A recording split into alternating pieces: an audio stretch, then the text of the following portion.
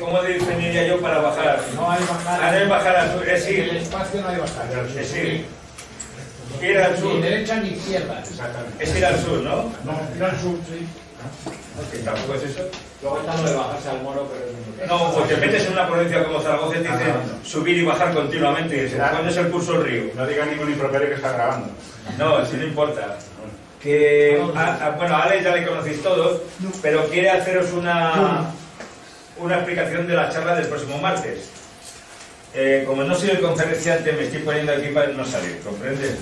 Vale. Entonces, el próximo martes, que os lo explique Alejandro lo que se va a hacer. Vale, el próximo martes vamos a tener una charla en la Facultad de Ciencias Físicas, donde, por cierto, ya comentamos la semana pasada fue, sí, ¿no? Nació esta agrupación y la razón de la charla es doble.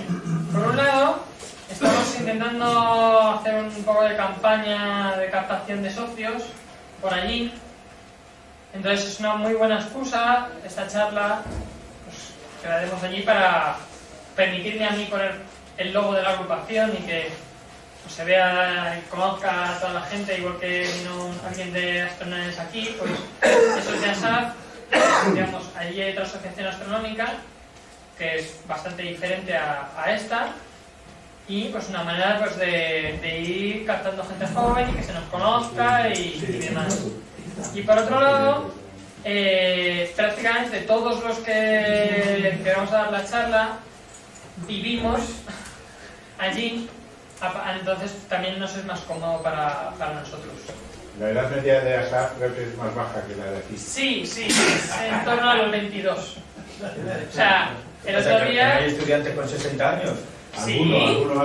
Pero es pánico, nada ¿Has medio. dicho 60 años o 70 años? ¿No? Sí, por eso 22, si no sería 20. Claro. Es la media. Bueno, habéis tenido ya aquí a dos de los peces gordos de las dos agrupaciones que tienen representación en la facultad, incluida la AM, ha venido la vicepresidenta de ASAF, el vicepresidente de Astronaves, y yo soy el vocal de la agrupación Astronómica de Madrid y también estoy en la facultad. O sea que la facultad, digamos que en este momento es un núcleo donde hay un montón de gente que hace cosas de astronomía, y además pronto vamos a ir a visitar el observatorio de la Complutense, así que todos los que vayáis, pues así veis las cúpulas y tal, pero eso ya será otro día porque hay que hacerlo con tranquilidad. Por último, ¿A qué hora? es a las 8. Sí, intentar estar un pelín antes, porque aunque hemos reservado un aula que es más grande que esto, es la aula 9, tiene una capacidad de 100 personas o así, porque también hay gente de la universidad que tiene mucho interés en esta charla. Pues bueno, pues hemos cogido una que tiene pues bastante aforo. Pero si tuviese un éxito tremendo, Jaime Zamorano, que también es socio de la agrupación, es el vicedecano de infraestructura, y aunque no la tenemos reservada, si no, pues podríamos entrar en una aula magna o algo así que tiene hasta para 400 personas. Pero no es la que tenemos reservada y no creo que llegue hasta ese punto. Yo creo que con 100 personas que tienen las clases normales, pues tendremos suficiente. ¿Qué edificio es? ¿Dónde está eso? La Facultad de Físicas está en la Plaza de Ciencias, en Ciudad Universitaria, ¿vale? El Paraninfo, que es este que se rodea, pues si vienes desde Medicina, está a la izquierda. Y es fácilmente reconocible porque tiene dos cúpulas. A la izquierda. ¿A la izquierda? A la derecha. Yo soy disléxico. yo también, pero no me equivoco. Entonces, pues, y es el aula 9, que es nada más entrar a la otra izquierda, o sea, a la derecha. La primera, nada más entrar a la derecha. En la planta baja, En la planta baja. ¿Sabes una cosa? Que pregunten. Sí, está lo ves en la también puerta. pondré carteles por allí y tal. ¿Vale? Es que le vais a mover, ¿no? Porque nos dé la conferencia, venga. ¿Y cómo se llama? Y Paco Caña tiene una colección de minerales, voy a intentar convencerle de que nos la ponga ahí. O sea, de meteoritos, voy a intentar que nos la pongan en una mesa por ahí, pues para que luego la podáis echar un ojo. No se lo robéis, que pobre pobre. Bueno, voy a comenzar esta charla La preparamos entre estas 4 personas originalmente, así que he decidido dejarlas porque la charla es de los 3, aunque, o sea, de los 4, aunque yo no lo voy a contar lo mismo que contamos entonces, porque cada uno es especialista en una cosa y pues aunque todos sabemos un poco de todo, pues cada uno pues siempre coge un poco de lo que más le gusta. Esta pieza que hay de fondo, igual la reconocéis porque es Bonilla. La antena es la de Robledo y la gente que hay por ahí, pues es de otra foto diferente, es gente de la facultad. Astronautas, somos nosotros. Ahí, esto es negativo. Un poco lo que os voy a contar es una panorámica general, como esta foto, del centro galáctico, que hay en el centro galáctico porque es importante. Luego algunos cúmulos de estrellas muy peculiares que hay en el centro galáctico. ¿Qué es Sagitario A estrella? ¿Y qué es lo que emite? ¿Qué emite Sagitario A estrella? Que ya os adelanto que es el agujero supermasivo que hay en el centro de nuestra galaxia. Empezamos con la panorámica. Esta es una foto que conocemos todos y que, bueno, ya nos gustaría ver más tiempo. Incluso pues lo que es Canarias o pues el hemisferio sur se ve mucho mejor que desde aquí, y es lo que es Escorpio y Sagitario. Sí, el centro lo tenemos ahí marcado, y hay algunas ventanas en las que el polvo nos permite ver un poquito más. Por ejemplo, aquí hay una ventana donde están buscando planetas extrasolares, porque claro, hacia el centro de la galaxia pues la densidad de estrellas es mucho mayor que en cualquier otra dirección, y un montón de objetos Messier y demás. Pero lo que es el centro de la galaxia, tenemos aquí marcado, vemos que la absorción del polvo interestelar nos absorbe 28 magnitudes en el óptico. Eso supone que si nosotros pudiésemos, o sea, que para poder ver algo ahí, de lo que es el centro de la galaxia, tendríamos que integrar el mismo tiempo que integramos para las galaxias más débiles que se conocen. O sea que realmente, y bueno, este parámetro nos da una idea de la cantidad de luz que se traga todo ese polvo que vemos en ese plano. Por otro lado, lo que es la distancia, pues no es demasiado.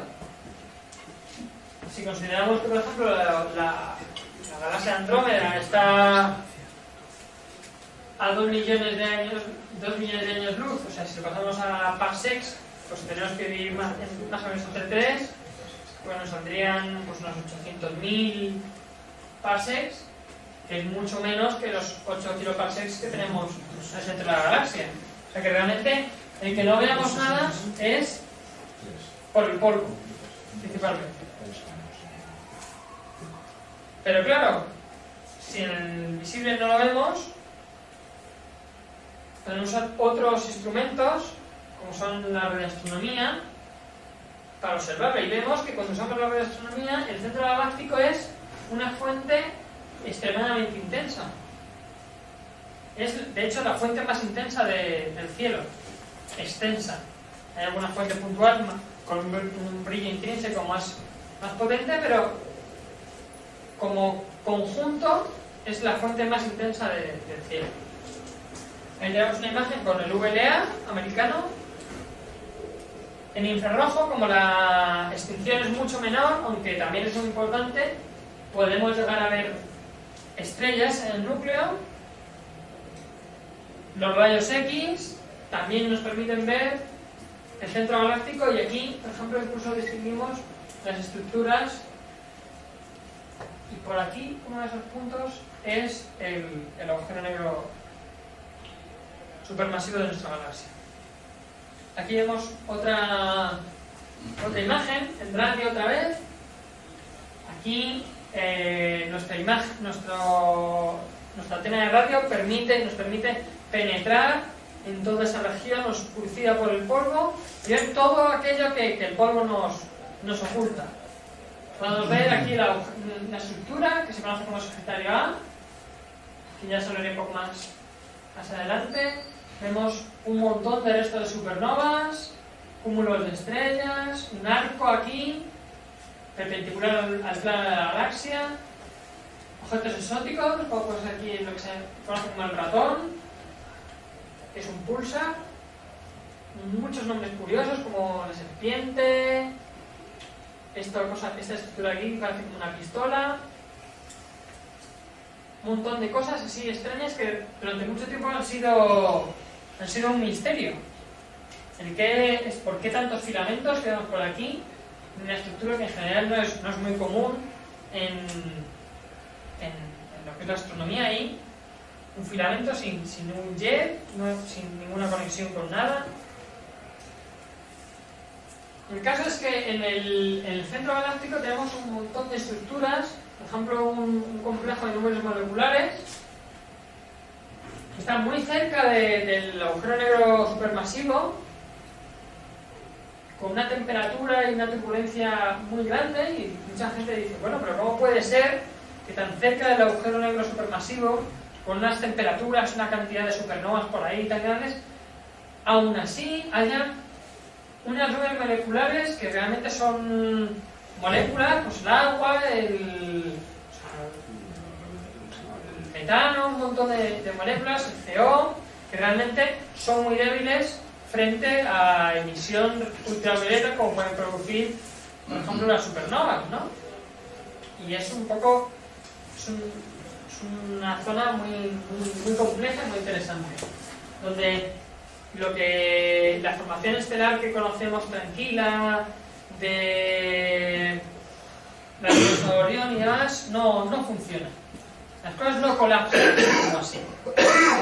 De hecho, estas regiones de Sagitario B, Sagitario C, Sagitario D, Sagitario E, lo de las letras es la fuente más brillante en radio de Sagitario, pues es Sagitario A. La siguiente fuente más importante es Sagitario B.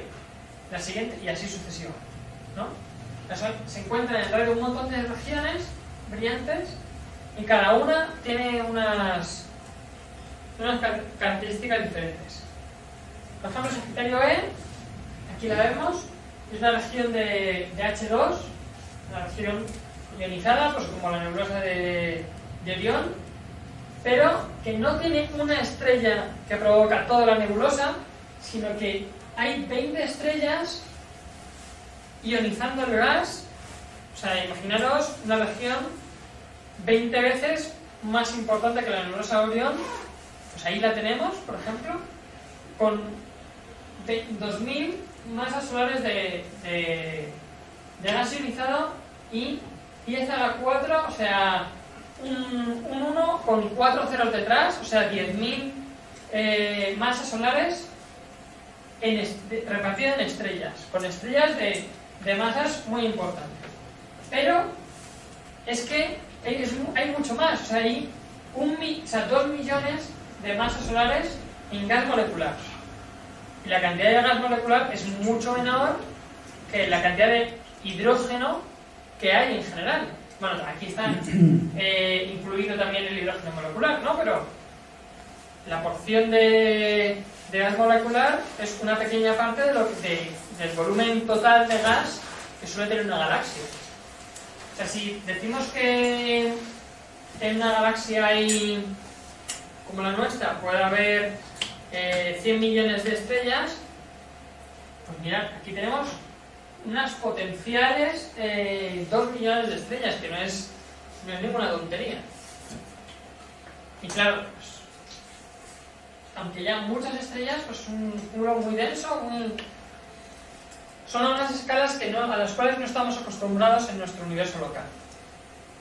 O sea, estoy llamando local a la nebulosa de Orión. O sea, otra estructura, como Sagitario D, son 2 números moleculares, también tiene una región de H2 y un resto de supernova.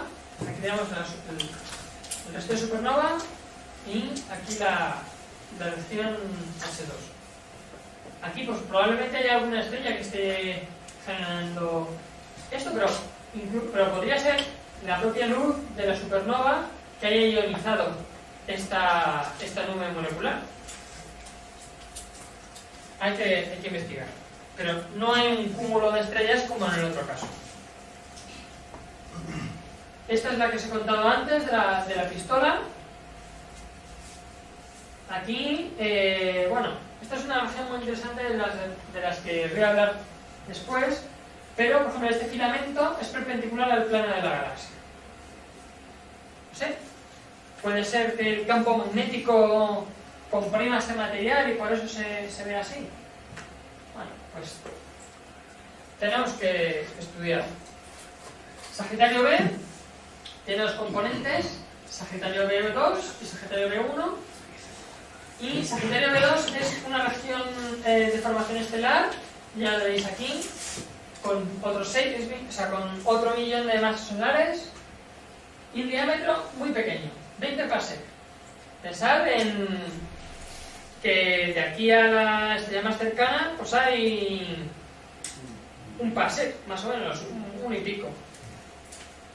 ¿Bien? Y a Sirio, pues más o menos debe haber pues 9 parsecs, o no, un poquito menos.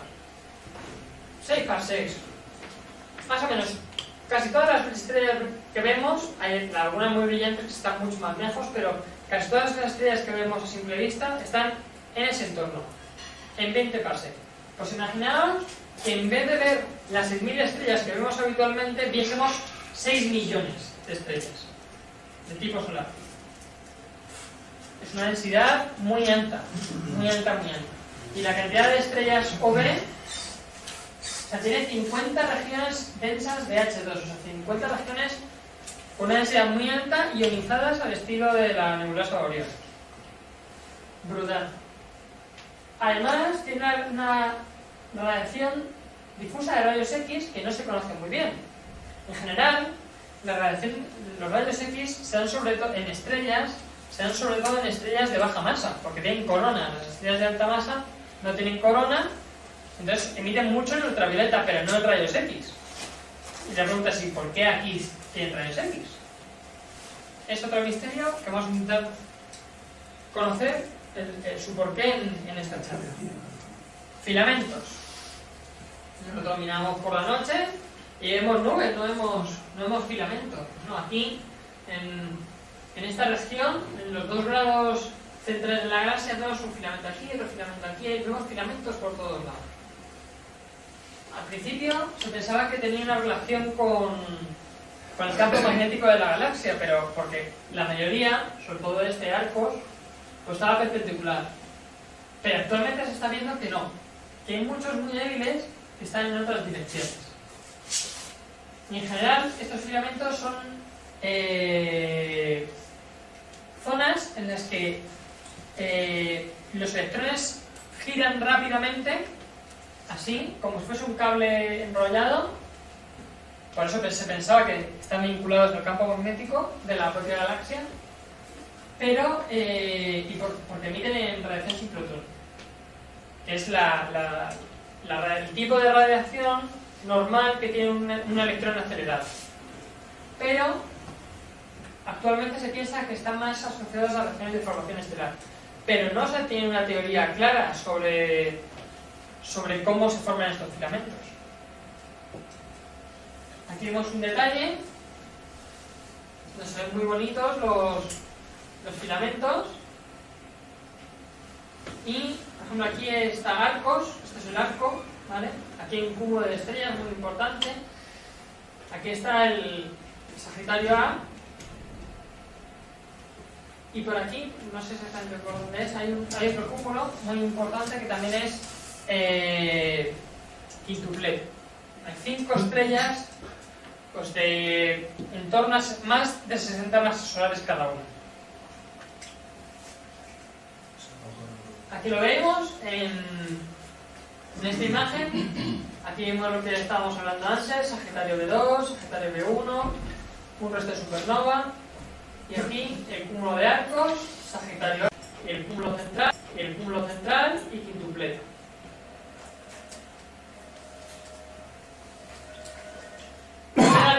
por las cuales es muy importante conocer lo que es el centro galáctico es porque es la zona donde más estrellas masivas se producen de golpe, ¿no? Es el lugar donde podemos conocer cómo se forman las estrellas, no en entornos tranquilos, ya os digo, como la nebulosa Orión, los brazos, o en regiones de poca masa, como Tauro. No, aquí formación estelar de verdad. Formación estelar de las que se produjeron en las centros de las galaxias cuando se formaron, porque cuando se formaron la mayoría de las galaxias no se formaron de manera tranquila, sino con brotes de formación estelar muy intensos, como el que se está produciendo en el centro de la galaxia. Entonces es la única región en la que realmente podemos estudiar esta formación estelar masiva, cuál es el límite superior para la función de masa, o sea, cuántas estrellas masivas se producen por cada millón de estrellas de tipo Sol, por ejemplo. Porque a la vez que se producen estas estrellas tan masivas de las que estamos hablando, se producen muchas estrellas pequeñas, pues como el Sol o más pequeñas. Entonces, el único lugar donde podemos estudiar de verdad, porque las estrellas masivas que estaban en donde nosotros vivimos, pues se murieron hace mucho, ¿vale? Aquí, como estamos naciendo continuamente, pues podemos estudiar todas estas estrellas supermasivas que en nuestro entorno, pues, no las vemos, afortunadamente. Y luego, pues, estudiar explosiones de rayos gamma, que se supone que producen estas estrellas supermasivas, colisiones, los núcleos galácticos, sistemas binarios de rayos X, que ahí abundan por cientos y miles. Aquí tenemos los 5 cúmulos centrales y aquí está el logaritmo de pi. O sea, que tendríamos que, estos son la cantidad de ceros, ¿vale?, que tienen masa esos cúmulos. O sea, las estrellas de esos cúmulos. O sea que quintupleto pues tiene pues unas 1000 masas solares, Arcos tiene pues unas 100 masas solares. Bueno, esto debe estar mal. Esto debe ser otro logaritmo, no es el logaritmo decimal. Pero bueno, aquí veis el radio de los cúmulos y la edad, o sea, 3 millones de años, 2 millones de años. Bueno, es que los humanos existíamos entonces. Prácticamente ninguna de las estrellas que vemos en este momento son contemporáneas, entre comillas, de la humanidad. Todas existían millones de años y millones de años antes de que nosotros viviéramos. No. Estas estrellas de estos cúmulos tienen una edad comparable a la de la humanidad. Estamos hablando de escalas de tiempo humana, o sea, de especies. O sea, es una zona muy, muy interesante. Aquí vemos, por ejemplo, el cúmulo quintupleto en ultravioleta, creo que es.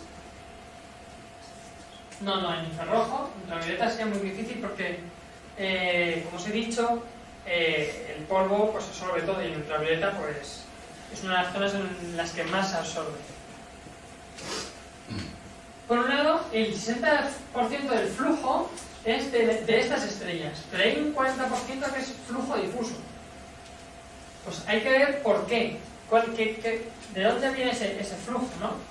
Entonces, pues de los vientos estelares, o de cuántas de estas estrellas sean estrellas binarias. Bueno, pues es un laboratorio en el que tenemos un montón de estrellas binarias o posibles binarias que tenemos que estudiar.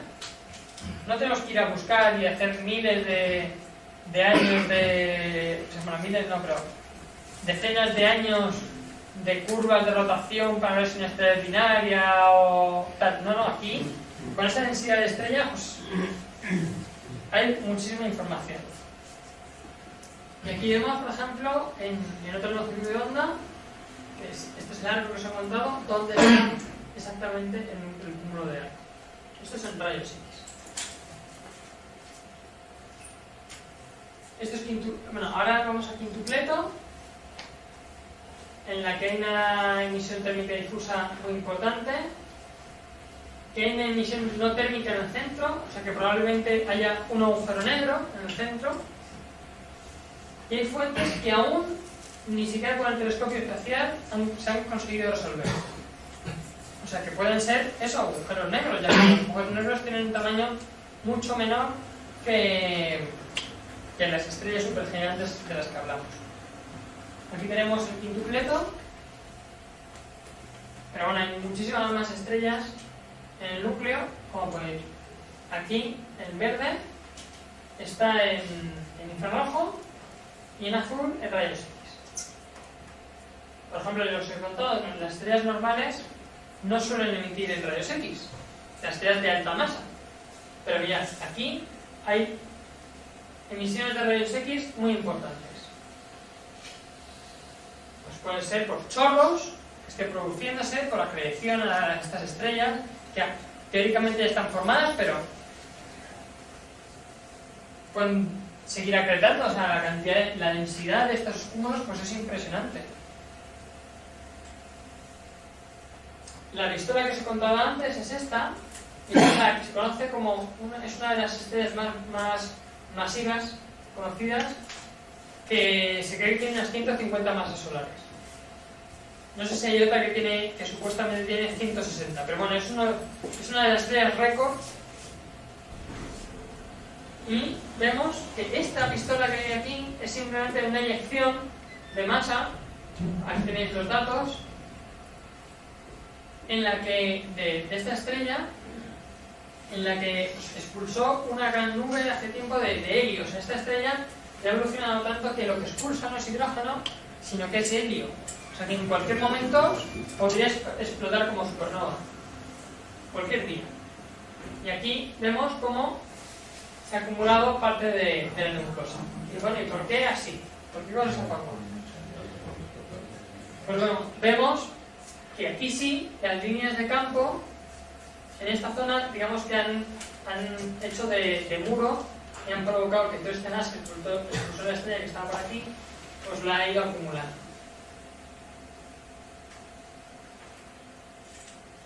Bueno, hemos hablado por ahora bastante de lo que es la zona, el ambiente del centro galáctico, pero bueno, ¿y qué pasa con el agujero supermasivo? Vamos a ir acercándonos poco a poco a él. Aquí es en la panorámica, pues estos son 75 parsecs, bueno, todavía es un tamaño considerable, mucho más cerca de lo que está las Pléyades, pero bueno, también considerable. Nos acercamos bastante más, entonces son 40 parsecs, y vemos una emisión difusa muy importante en rayos X, y distinguimos ya lo que es Sagitario A. Y vemos que Sagitario A no solamente es Sagitario A, sino que hay varias estructuras. Vemos una estructura grande, conocida como Sagitario A este, y otra más puntual, más concentrada, que es Sagitario A oeste. Y dentro de Sagitario A este, un punto especialmente brillante, que es Sagitario A estrella. Este ya son 20 parsecs, y Sagitario A este es un resto de supernova. Aquí lo vemos por su forma de concha, con la zona vacía en el interior, la cavidad que provoca la burbuja que provoca la supernova. El Sagitario A oeste es algo mucho más complejo. No es una mera concha, es algo bastante más complejo. Vemos aquí como unos brazos.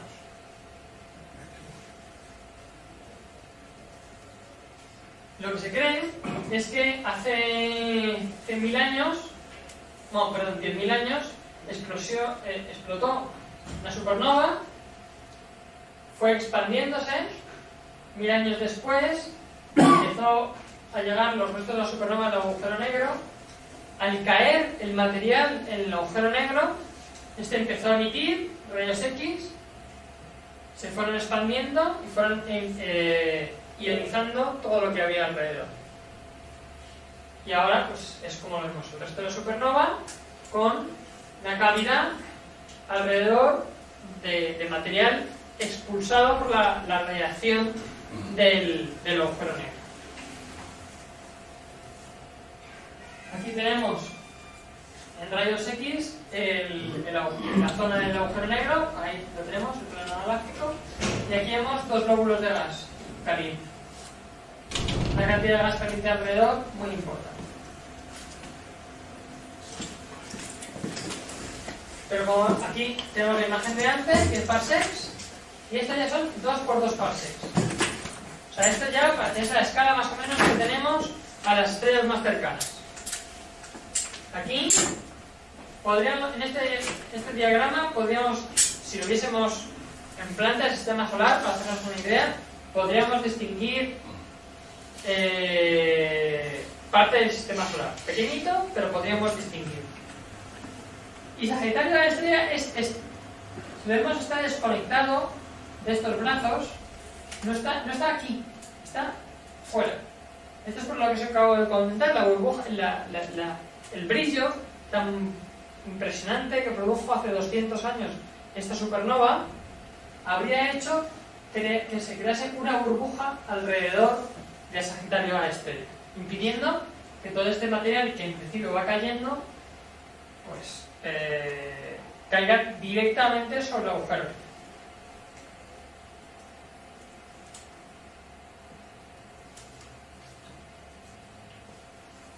Aquí lo tenemos mejor, Sagitario de la estrella, aquí una mini cavidad, esto probablemente sería un chorro que habría vaciado esta zona. Y aquí vemos, esto aquí en rojo vemos las estrellas, y en esta zona, esto que pone IRS-16, es un cúmulo de estrellas. O sea, a menos de un parsec del agujero negro central hay un cúmulo de estrellas con una densidad muy importante. Dentro de la longitudinal podemos ver como alrededor de esta espiral hay una nube molecular, un anillo molecular del que salen estos brazos y van cayendo. Sería una especie de sumidero, ¿no? Tendríamos ahí el tapón, que es el agujero negro, y alrededor el torbellino que se va formando y el material que va cayendo hacia el centro. Sí, que también se ve este anillo un poco en polvo aquí. Esto es un infrarrojo. Y en la zona del agujero negro central, ahí, y ahí vemos el cúmulo de estrellas.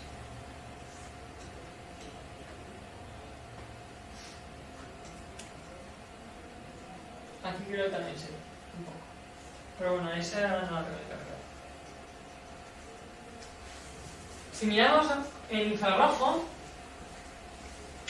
con óptica adaptativa, podemos llegar a distinguir algo justo en la posición en la que tenemos el máximo de emisión en radio.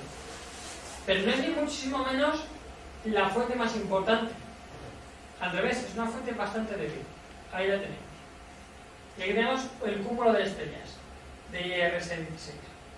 ¿Veis? Aquí están. Y como veis, son unas estrellas de tamaños considerables. Aquí tenemos otro esquema. Entonces, durante mucho tiempo se pensó que no tendría por qué existir un agujero negro supermasivo en el centro de la galaxia. Que quizás se podría explicar por un gran cúmulo de estrellas, ¿no? Porque de hecho hemos visto que hay un cúmulo de estrellas muy cerca del agujero negro supermasivo. O al menos del centro dinámico de la galaxia que coincide con ese punto. Pero cuando cogemos y trazamos las órbitas de estas estrellas y miramos exactamente qué masa es la que está provocando ese potencial, esa fuerza gravitatoria, trazamos esta gráfica. Entonces vemos esta línea de aquí, discontinua, es la que provocaría un cúmulo de estrellas. Si toda la masa que hay ahí estuviese en el cúmulo de estrellas, las estrellas que hay alrededor girarían irían colocándose dependiendo del centro, o sea, dependiendo de su distancia del centro de masa del cúmulo, irían según esta gráfica. Si tuviésemos un agujero negro supermasivo, pero además tuviésemos un cúmulo, tendríamos esta otra gráfica. Bien, de manera que, bueno, pues tendríamos un agujero supermasivo, pero quizás no sería de 6 millones o de 12 millones de masas solares. Dependería un poco de la masa del cúmulo. Pero si nos fijamos, la curva que mejor sigue esto es prácticamente si ignoramos el cúmulo. O sea que realmente, aunque esto todavía está dentro de la barra de error, esta gráfica que tiene algunos años, la gráfica que mejor explica los puntos es la de que la mayor cantidad de masa en esa región está concentrada en un punto en el centro exacto de nuestra galaxia. Y no vemos nada. Pues si una masa de en torno a aquí está supuesto para 2 millones de masas solares, 2 millones y medio, pero actualmente se sabe que es bastante más, es 3 millones y pico. Es lo que mejor explica, pues realmente en este momento ya nadie se plantea que no haya otra cosa que en el centro de la galaxia un agujero supermasivo de 3 millones de masas solares. Sin embargo, eso da algunos problemas, como os contaré un poco después. ¿Cómo saber esto? Pues bueno, simplemente astrometría.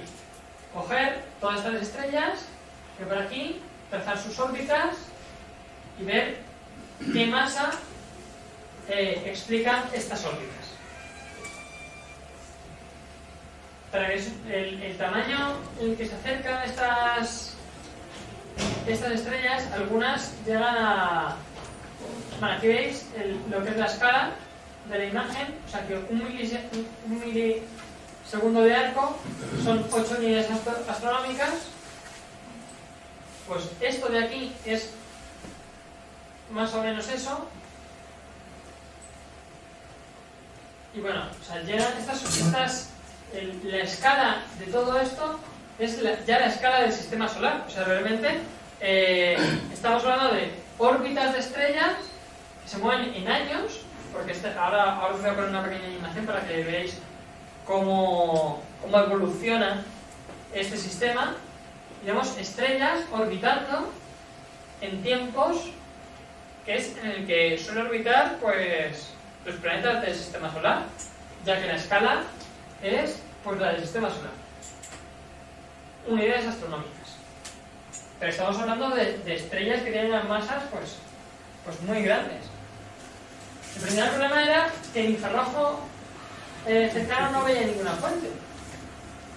Bueno, sí veis una fuente, pero como ya habéis visto, pues era tremendamente débil. Prácticamente no se veía nada, ¿eh? Aquí tenéis la animación y aquí el año de cómo de rápido se mueven todas estas estrellas. Y por ejemplo, esta pues pasa S02, pues pasa terriblemente cerca del agujero negro central.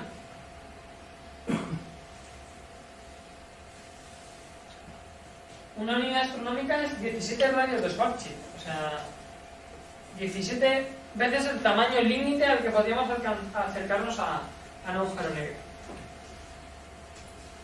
Pero bueno, en radio tenemos muchísima más resolución de la que tenemos en óptico. Y hemos llegado al punto en el que, con toda la resolución que tenemos, deberíamos de ver lo que es la sombra del agujero negro. O sea, ver el efecto de este radio de Schwarzschild, esta curvatura de la luz que provoca esta inmensa gravedad que tiene este agujero negro. Pero tenemos un problema con el scattering. O sea, la cantidad de material que hay alrededor difunde la luz, nos provoca una nube y no nos permite ver lo que es detalles, resolver detalles del agujero negro. para ver esa sombra. Pero este scattering, esta difusión, depende de con qué luz lo veamos. Depende si lo vemos en infrarrojo, lo vemos en submilimétrico, lo vemos en ondas de radio de centímetros. Entonces, actualmente se está intentando ir aproximándonos a este rango que está en la frontera entre el infrarrojo y el radio, que es las antenas de milimétricas, como la que hay en el pico veleta, en Irán, y puede que pronto podamos ver este tipo de cosas. O sea, ver no el agujero negro en sí, porque por definición es imposible de ver, pero sí ver los efectos relativistas de la presencia del agujero negro con respecto a su propia emisión al acretar materia. Y estamos a pocos años para poder ver esto.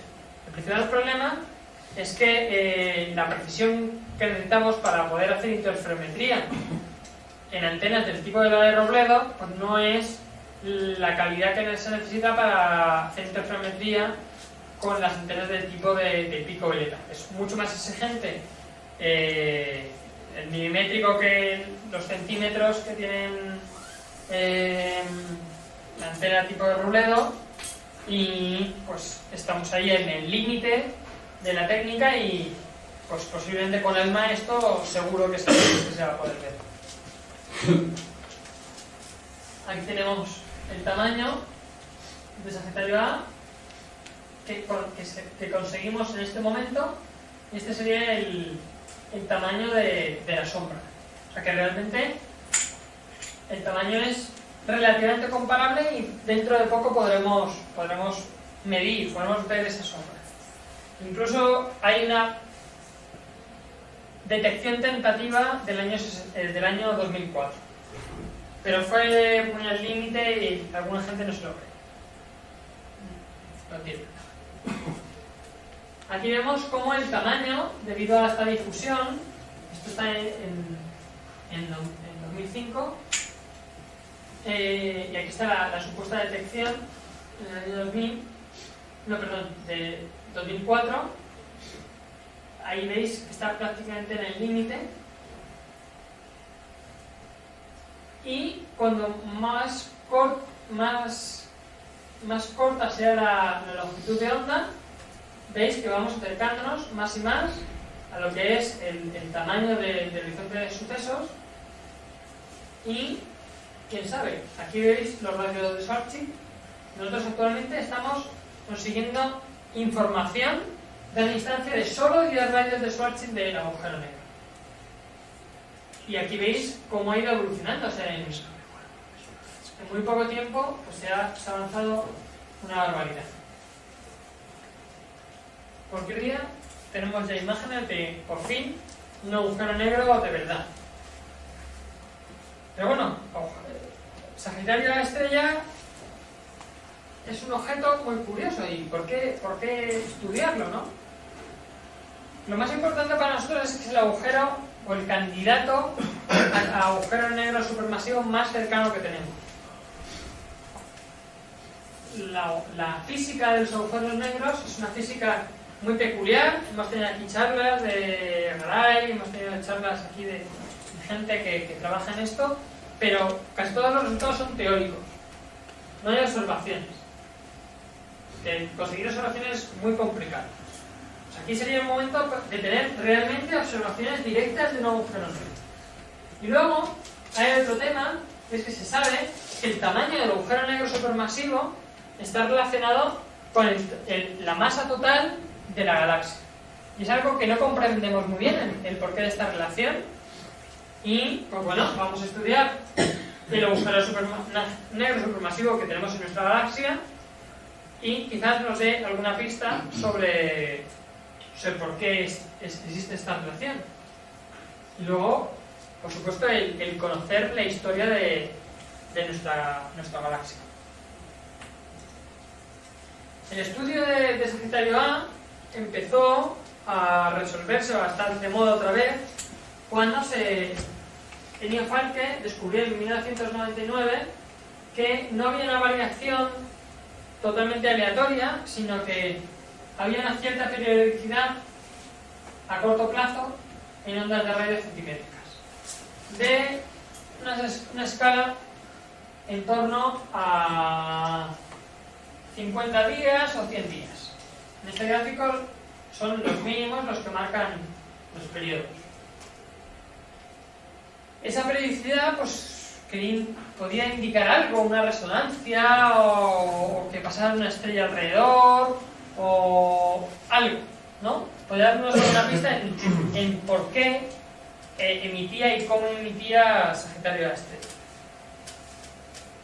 Por ejemplo, esta es una pequeña ejemplo de la variación de Sagitario A y que realmente pues en el año 99 no se hizo con una antena súper grande, ni súper maravillosa, ni aquí haciendo interferometría, no. Se hizo haciendo lo que hacemos habitualmente los pruebas aficionados, que es coger un telescopio relativamente modesto y dedicarlo a seguir una fuente, ver lo que es la variabilidad de una fuente. Las grandes infraestructuras están dedicadas a otro tipo de cosas muy puntuales, imágenes muy puntuales, y esto pues se hizo con unas antenas que estaban a punto de desmontarse.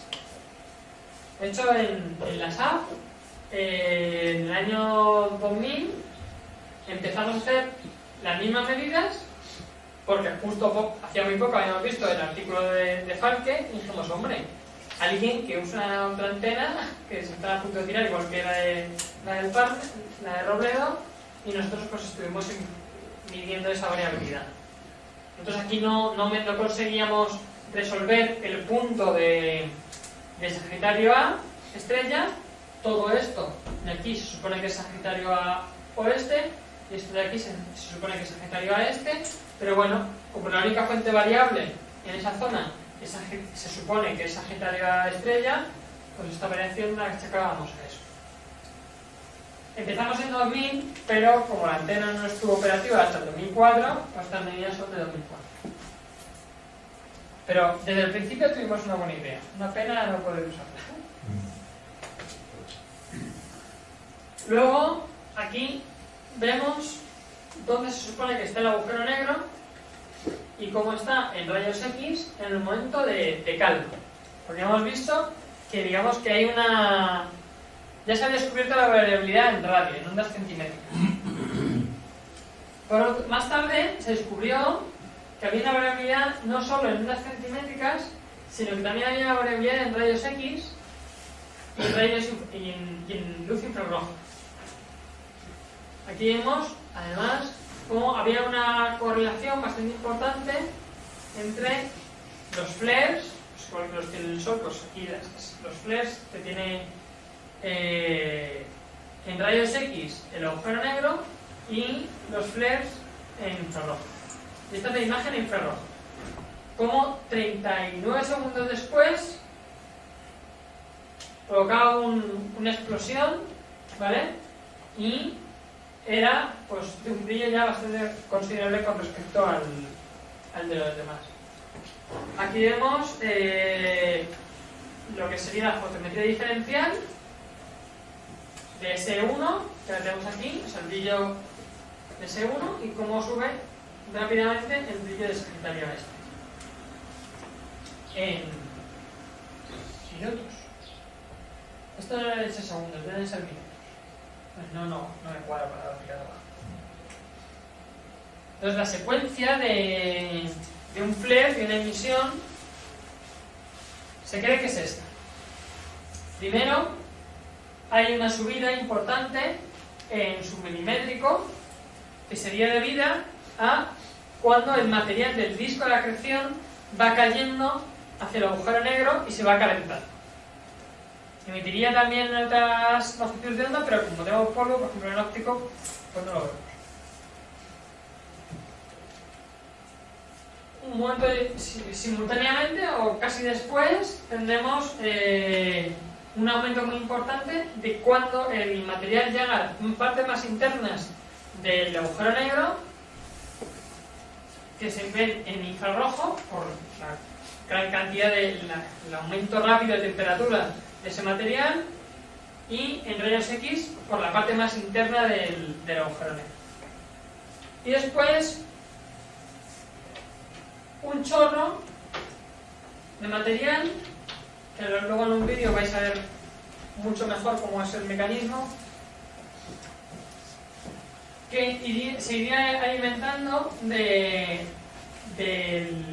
material que va cayendo aquí, y que de repente, justo antes de caer, está ionizado ese material, está a punto de caer, se recombina, y al recombinarse sale disparado, pues en vez de caer, imagínate que está cayendo aquí, está siguiendo las líneas de campo magnético. En este momento coge y, estando aquí, esa partícula cargada se encuentra con un positrón o con un electrón que había por allí, y deja de estar cargada. Al dejar de estar cargada, ya no tiene que seguir las líneas de campo magnético, pero la velocidad es tal que normalmente a velocidades relativistas se coliman mucho las... O sea, digamos que el momento de las cosas es muy difícil, el momento es muy difícil de cambiar, de manera que es muy difícil de desviar esa partícula, entonces sale rápidamente hacia abajo por el jet. Pero realmente cómo funcionan los jets es una de las cosas que peor se entienden en astrofísica.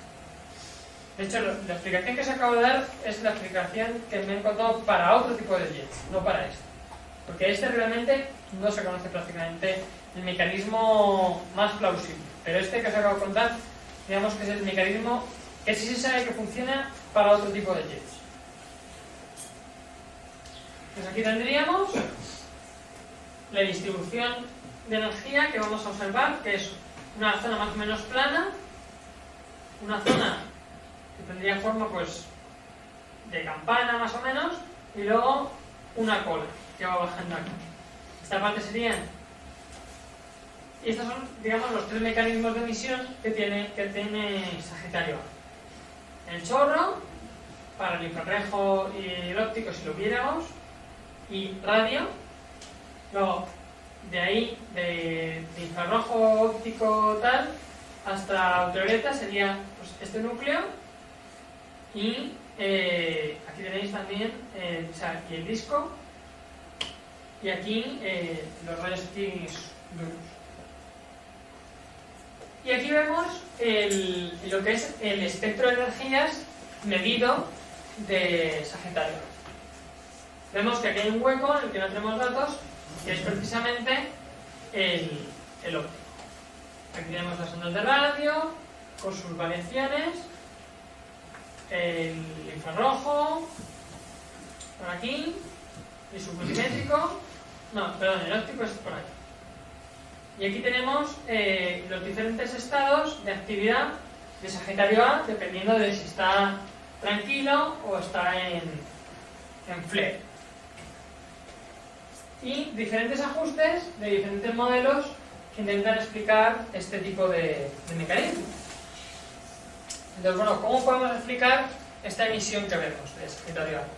Ya os he adelantado un poquillo. Este es el modelo generalizado de agujero negro de otras galaxias. Pues es un agujero negro en el centro, un disco de rayos X, un disco un poco más exterior en óptico y ultravioleta, otro más externo en infrarrojo, esto en radio, más por aquí y tal. Pero todo esto no lo vemos en Sagitario A, sobre todo porque esto es para AGN, para cuásares. Esto no es lo que puede pasar en nuestra galaxia. Pero bueno, es un agujero negro, supermasivo. Algo de esto tiene que haber. ¿Y qué nos diferencia? ¿Qué diferencia nuestro agujero negro, el agujero negro de nuestra galaxia, de otros? Pues en esta gráfica lo vemos perfectamente. Sagitario A es el agujero negro con menos emisión que conocemos en el universo. O sea, realmente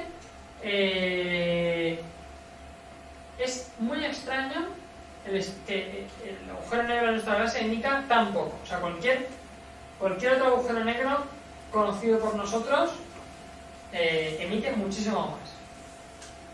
Y eso hay que explicarlo, hay que ver por qué. Por eso no nos funcionan los modelos que tenemos para otros agujeros negros.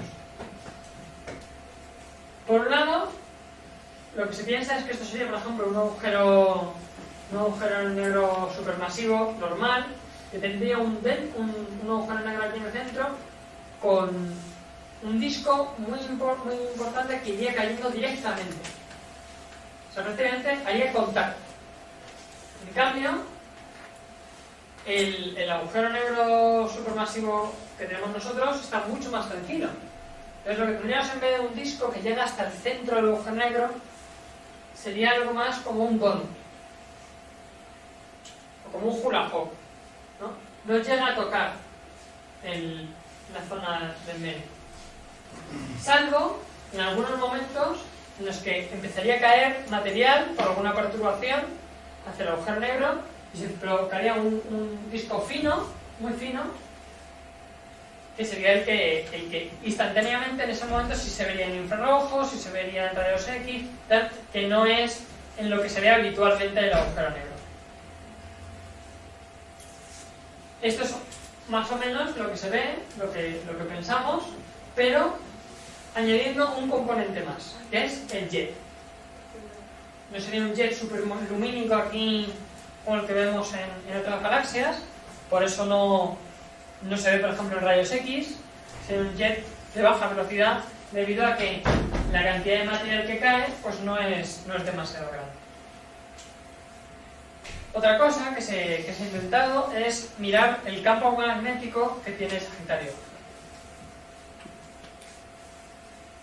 Si no tenemos campo magnético, veremos la luz con una cierta polarización, que es lo que nos suele hacer el material, ¿no? Entonces, la emisión, si está polarizada, pues que tenemos campo magnético, y si no está polarizada, pues no tenemos campo magnético, porque lo que hace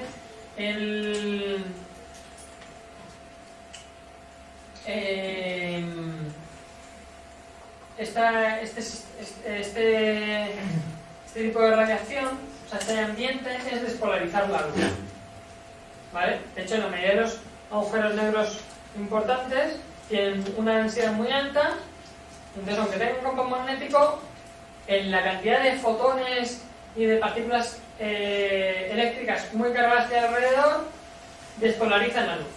En cambio, si es menos denso, pues tendría que tener algún tipo de polarización de del propio campo magnético que tenga el agujero negro alrededor. Entonces, se midió, de hecho se vio que era variable a determinadas longitudes de onda para algunas frecuencias, y prácticamente la polarización era despreciable.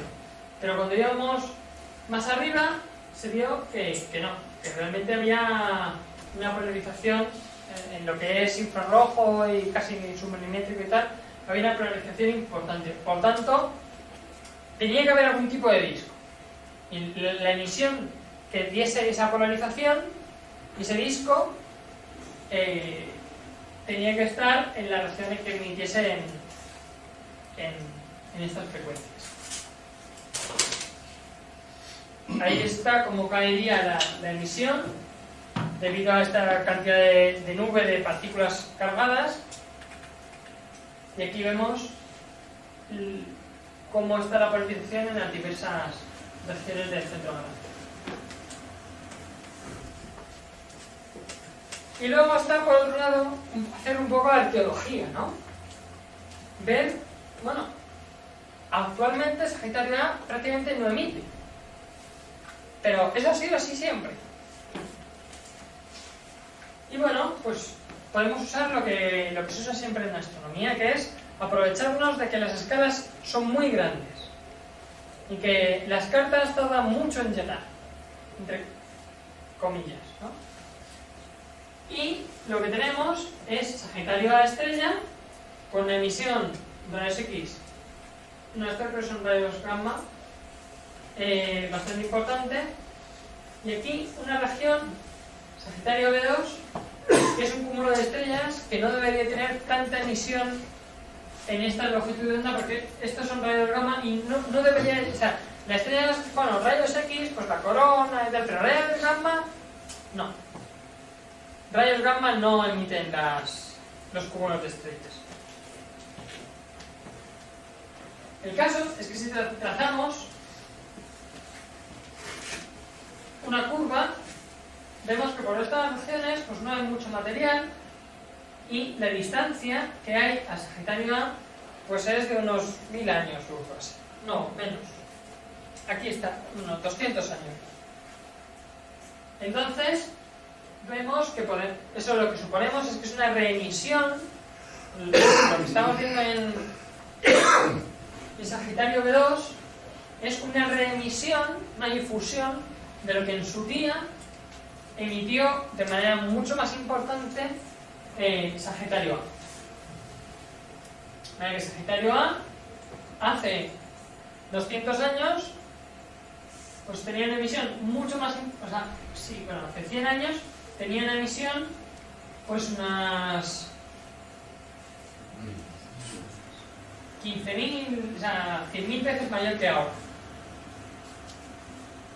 Y hace 200 años, pues 1.000.000 de veces la emisión que tiene ahora. De manera que son escalas de tiempo que, bueno, ahora que estamos realmente teniendo la capacidad de medir la variabilidad de Sagitario a la estrella, en, yo sé, 10, 20 años, pues puede que aquí no tengamos unos pocos puntos con unas barras de error tremendamente enormes, sino que podamos trazar un gráfico de la verdadera variabilidad de Sagitario A y ver si realmente estas escalas de las que hablamos nosotros pues están acertadas, son acertadas.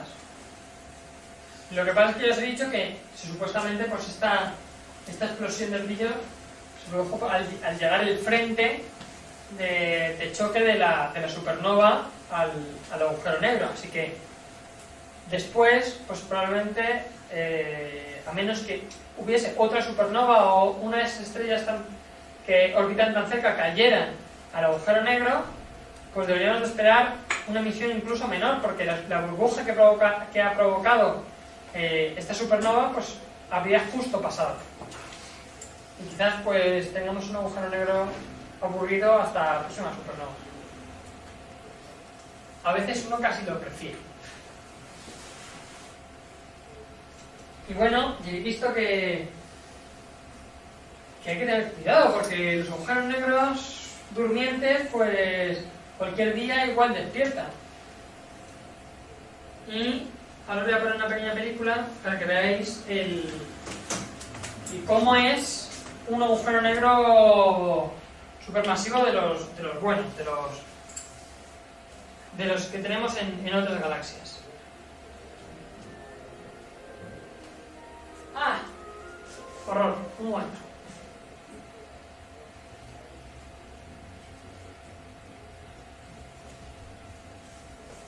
Ah.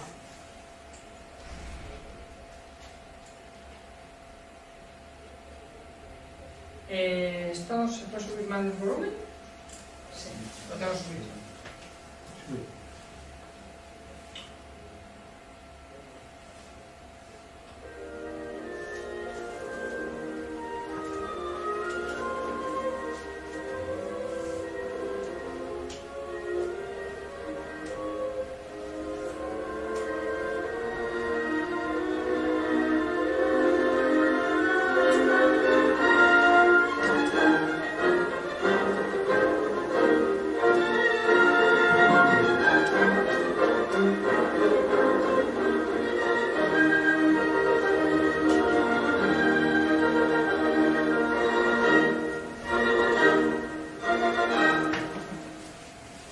Bueno, voy a repetir el vídeo y ahora te bajo el volumen y os lo explico un poco. Bueno, que ya más o menos es un poco repetir un poco lo que os he ido contando durante la charla. tenemos el agujero negro supermasivo. En este caso sería un agujero negro que tiene un disco de acreción muy grande, con un toro grande y un disco que llega prácticamente al propio agujero negro. Aparte hay una gran cantidad de nubes por ahí. Por ejemplo, esta zona, como está protegida, pues tiene mayor densidad, pero además hay un montón de material por aquí pululando, plasma caliente. Luego el disco va cayendo el material, y de vez en cuando hay una inestabilidad, que hay mucho material, el agujero negro pues no puede absorber tanto, y por algún mecanismo, que ya digo que hay algunas hipótesis, pero que no es nada claro, pues lanza el chorro.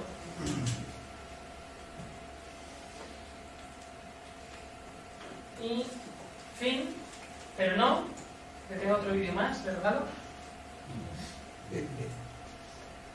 Y esta es la distorsión relativista que veríamos si tuviésemos una resolución infinita prácticamente del agujero negro. O sea, nosotros veríamos el disco de acreción, cómo acercarse, lo veríamos brillante por efecto Doppler, veríamos la parte de detrás del disco, porque estaría curvado por relatividad, y la zona que se aleja por Doppler, pues como se aleja a velocidades relativistas, pues prácticamente ni le veríamos. Y bueno, esto es todo, espero que os haya gustado. Y...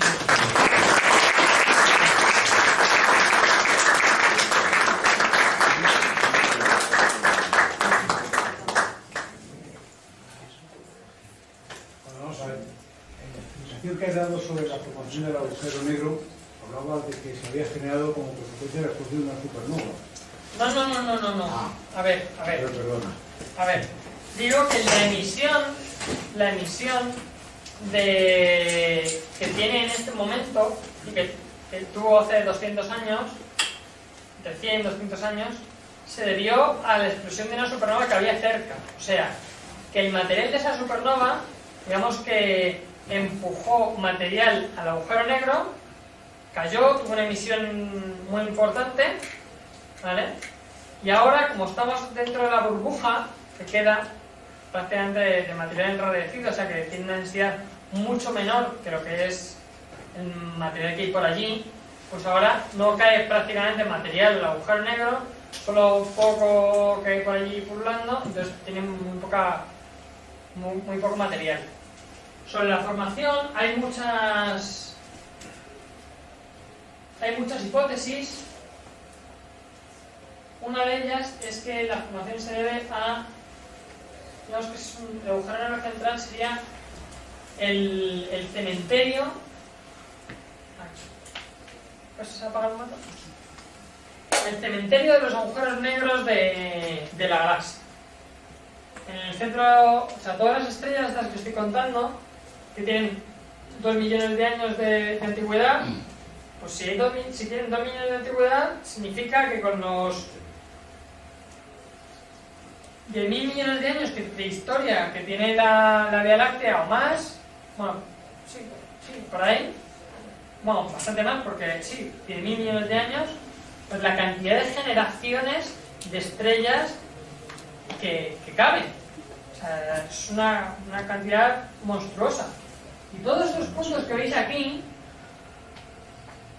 son binarias de rayos X. O sea, binarias en las que una de las componentes es una estrella normal y la otra es un agujero negro o una estrella de neutrones. Y estas son las que se ven, porque van acretando material. Incluso igual en este punto ni siquiera necesitan ser binarias. Nosotros las conocemos como binarias de rayos X porque en nuestro entorno, para que se produzcan para que un agujero negro o una estrella de neutrones se vea en rayos X, tiene que tener una estrella binaria al lado. O sea, tiene que tener una compañera de la que acretar material y producir un disco y una emisión en rayos X. Pero en estas regiones la densidad de material es tal que realmente igual ni siquiera necesitan ser binarias, simplemente son miles de agujeros negros que van cayendo por fricción dinámica. Cuando tienes dos cuerpos de masa parecida, pues uno orbita alrededor del otro y ningún problema. Pero cuando tienes tres cuerpos, todos sabemos que las ecuaciones de la no son integrables, de las órbitas no son integrables y son sistemas caóticos. Dependiendo de la configuración y demás, son sistemas caóticos. Y bueno, si es caótico tres cuerpos, pues te quiero contar toda esta cantidad de cuerpos. De manera que con fricción dinámica que estos cuerpos vayan colapsando al centro. Entonces, la formación, en principio, del agujero negro supermasivo sería por acumulación de otros agujeros negros que van cayendo sobre él. Hace poco, se pensaba, bueno, pues si esto es así, en los cúmulos globulares debería haber agujeros negros en el centro. Y no agujeros negros de 3 masas solares o 6 masas solares, sino de cientos de masas solares. Escalándolos un poco al tamaño, a la masa del cúmulo. Es un cúmulo que tenga 1000 masas solares, pues igual el agujero negro tiene que tener 100. ¿No?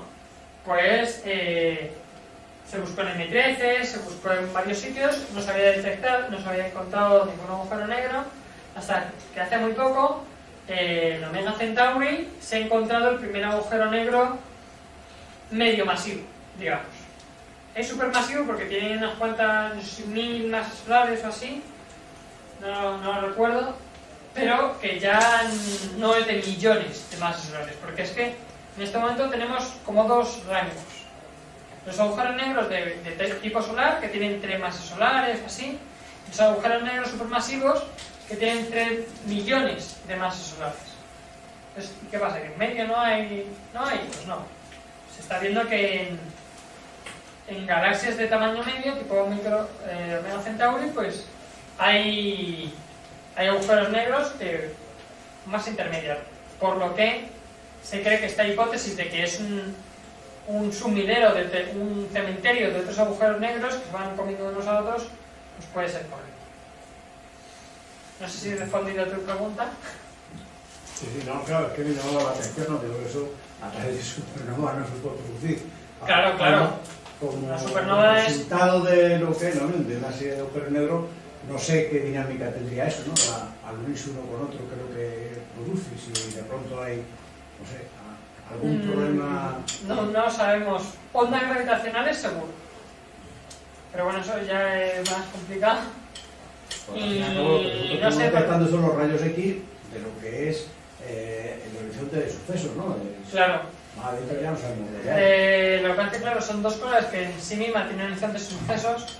Así que realmente dos cosas que no puedes ver, pues en principio no podrías ver la colisión en sí.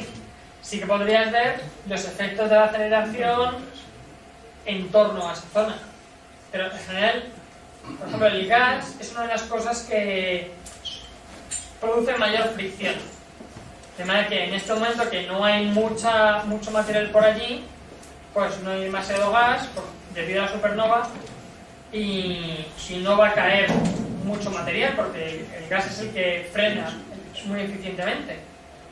Pero ya veis que a distancias cortísimas, o sea, de fuentes de emisión ultravioleta superpotente, que debería ser el sitio donde menos nubes moleculares deberíamos de esperar, porque la emisión ultravioleta es muy importante, tenemos nubes moleculares gigantes.